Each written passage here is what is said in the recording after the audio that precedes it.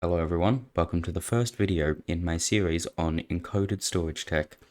This video is about a display hall that I designed around a month ago.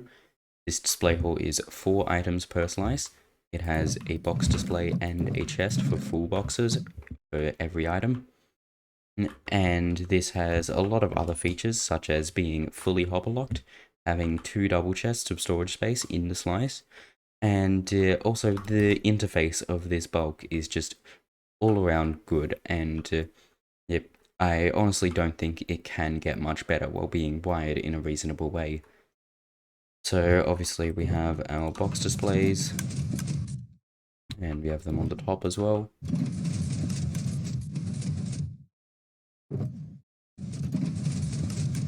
And now these displays are really good.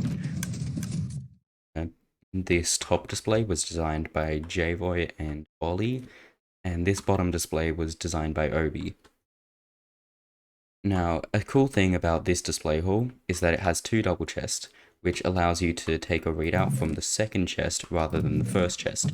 Now, why you would want this is because it prevents the need for chests to be fully empty while the bulk is restocking, so you always have items accessible. Now, this does come at the cost of some extra control wiring, but it's not that bad. Now, this bulk can communicate with an external bulk slice, such as this, and it does that through the use of these list makers on the bottom. So you'll notice that if I were to empty this chest, so let's say I activated this display, this chest is now empty, and this observer has been brought up. Now, when that happens, that would have sent a pulse through this rail line, which would have told the main control logic that the slice needs to restock. So the front end would receive that signal, and then it would pulse this rail to make a list of all the empty slices. So that's just going to pulse this piston, this observer is going to detect that, and that is going to push this block down. And now when we send an item through this dropper line, it will stop here since this dropper does not get triggered. Now if we look at that, if an item's in this dropper, then you'll see a pulse is sent to this encoder down here, and then that can be sent externally into a decoder to unlock a bulk slice and send items into the display hall. Now obviously the same thing is true on the top, so if I were to remove an item from the chest, and now if I were to make the list, it's pushed over, and now since this dropper is powered, it won't be able to push, so when an item is in there, a pulse is sent through the encoder. Now, the reason why you would want an encoded bulk storage rather than just a regular bulk is mainly due to a lot of lag benefits that encoded storage brings. First of all, chests are extremely laggy to render on the client, and they can very easily tank your FPS. Furthermore, hoppers, even while locked, are also laggy on the server side, so you want to minimize how many hoppers you have loaded at once.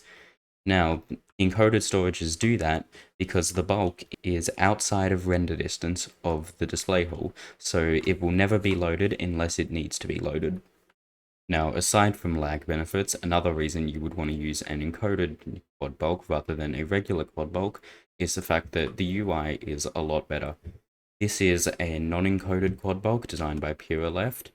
It looks like this. So first of all, it is probably around double the size as the encoded one over here. And as well as that, it is also a lot wider. So you have to walk like almost to the edge of here to access the boxes and chests, which isn't very good. You would much rather not have to walk as much. Now, this UI isn't bad, it's just that it could be a lot better, which is something that the encoded bulk improves on. Finally, as well as being able to restock from an external bulk, encoded display halls also allow for many other options, such as being able to call items directly from your external bulk, which you cannot do if your bulk was directly at the storage, or at least you can't do in a good way. Whereas the encoded bulk lets you do that. So let's say you need 54 boxes of an item. Yeah, instead of going to a slice and taking out those boxes, you can simply go to a central interface and call as many boxes as you want from the external bulk. Now, I will be releasing a world download of this world that I'm currently in the description. So thank you for watching, and goodbye.